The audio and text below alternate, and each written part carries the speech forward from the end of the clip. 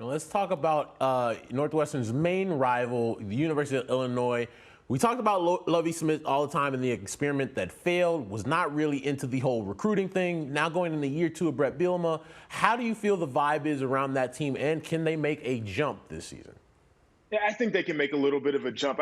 Brett Bielema has this philosophy of building his team through high school recruiting, which I think he's done a good job of identifying guys that are maybe a little bit underdeveloped, under-recruited, or undersized that he can bring in and fit into his system. But he's also gone into the transfer portal and hit on some guys too. One of those guys that you'll hear a lot about is Tommy DeVito, who might be their starting quarterback this year with Art Sikowski.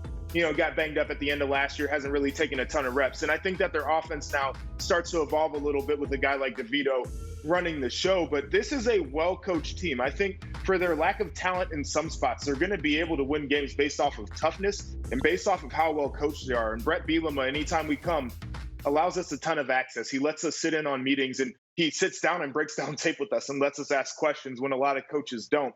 And one thing you can tell just by the meetings, the way that he communicates with players and the way that they practice on the football field, this team isn't going to make a ton of mistakes, and they're going to be able to stay in a lot of games because of that.